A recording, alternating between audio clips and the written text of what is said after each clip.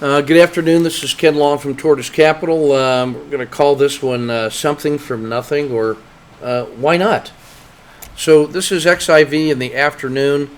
It had made a nice run up in the morning, slid all the way down near the low of the day, made a swing low, made a higher low, made a spike out past Z3, pulled back to the Bollinger Band mean and was holding support. I looked at this and said, swing a low, a higher low, a third higher low that failed to fail further, and so I ended up making a entry here with my typical 20-cent risk box, which in this case is about 1/6 of a frog box, so don't ever do that.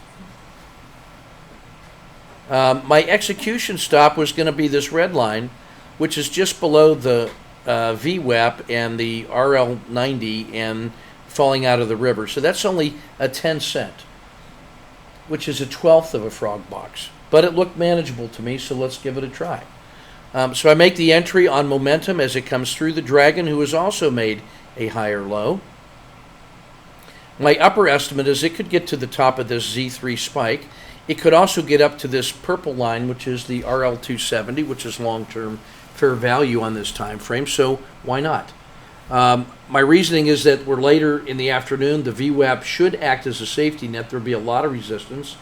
Good probability it would stop there if it started to fail, so I'm not going to take more than a 1 hour loss.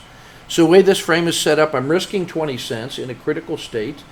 My actual execution stop is 10 cents for half an hour, so I'm just going to venture and see how quickly I can get to no lose.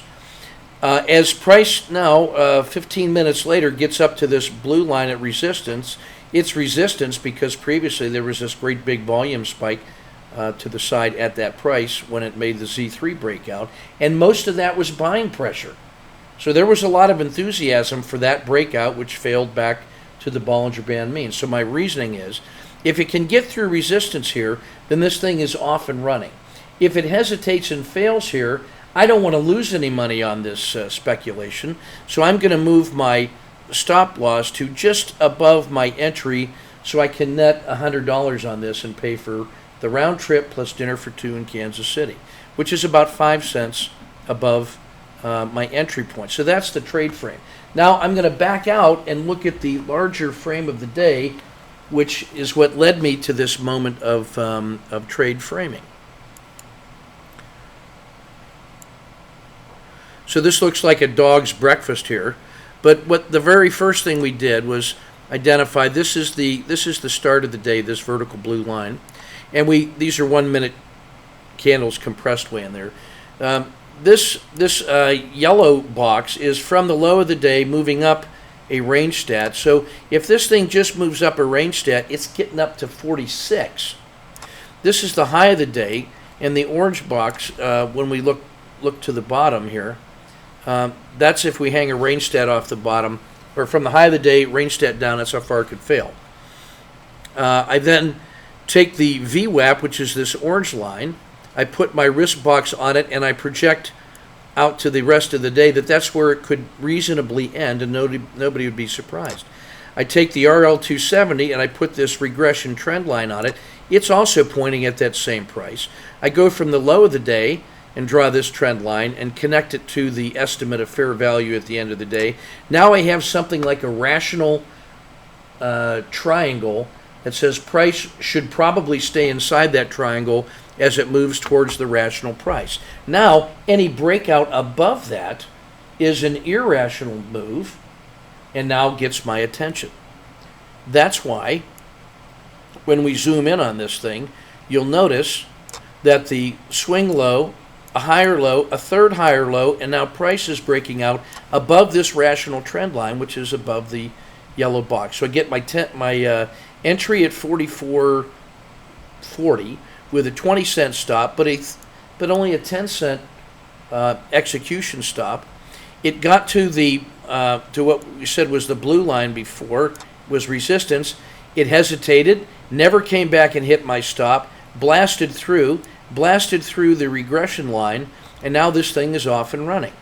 So as I decide where I want to put my second position in, I come back to previous resistances, and I see this one above this spike. If it gets above that spike, it's free and clear and off it's going to go.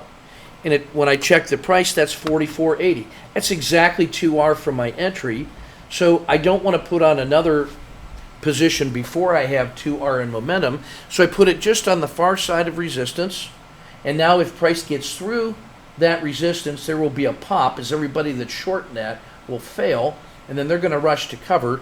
And we'll get a pop above 44.80 that'll take it up to probably the high of the day. If it gets through the high of the day, I'll have 2 positions in hand, 3R in hand, and free and clear on what will look like a great way to close the day, and then there will be a mad rush of buying, and then I'm going to be cash sometime before the end of the day and carry nothing overnight.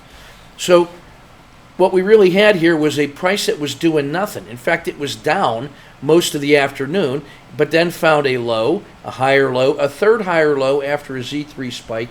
We framed the trade with a very tight stop, quickly got to no lose, so I don't have any skin in the game, and then just used math and geometry and a little bit of drumming so that I could quiet my inner chimp. Once I get that position to no lose and dinner for 2, I leave the room and go hit the drums for 10 minutes so that I don't get tempted to move my stop up too quickly when I'm well within the noise box on this. If we use a full frog box as the range for noise, that's $1 in XIV today. So I don't want to adjust my stop too quickly until there's every reason to believe that we're out of the noise zone. So now I'm approaching this. You can see price has probably just put me in. And now we're going to see if what I thought was true actually occurs. If we're going to get a zoom through this position here, let's just watch it for a little bit. So I'll go ahead and take the second position and absolutely not believe it. Let me make that green. So I've got my second position in. I now have a little bit over 2R in hand with momentum because I don't believe in this trade at all, and I'm just dying for a reason to get out of here because I'm so nervous. I'm going to put my stop at 44.76. So if this comes back right now and fails me out, I'm flat. I've got about 1.8R in hand, and I gave it a chance to run. But if this thing if it would hurry up and run, then we could demonstrate how to do a little bit more. But that's the 2R battle drill. Something from nothing. You have to frame the potential and then find a way to make a low risk entry, quickly get your seed capital out. That's just my opinion. And that changes my psychological state. And then just manage the trade. This looks exactly like every other trade I do that doesn't go to 2R. This looks exactly like the ones that I have to scratch early. They all look the same when they're leaving the station. And so it's not me, it's the management and the rule set and the opportunities and finding the critical states. Instead of chasing price after it's already broken out, I'd rather see it collapse and compress and be quiet and then frame those trades and then play the breakouts, quickly get to no lose, then go hit the drums. I'm doing everything I can to make this move by not watching the screen, but it doesn't seem to be working. So what I'm going to do is I've given it 2 minutes while I'm talking. So now what I'm going to use is this parabolic stop and reverse, or I will use the bottom of the dragon right here as my moving stop. So let's get a little bit closer on this, see what we got. Oh, there we go. Hooray. So now I'm going to go 2 cents above. Now I'm in the money on the second position. Now it's time to go hit the drums for 10 minutes before I get tempted to stop me before I move my stop again. Let me move it one more time. Let's move it up. There. Now I got my full nickel in on the second position. Now every nickel is a couple $100, and now that starts getting my attention. So this is Ken Long from Tortoise Capital. Make something from nothing. Give it a try. Why not?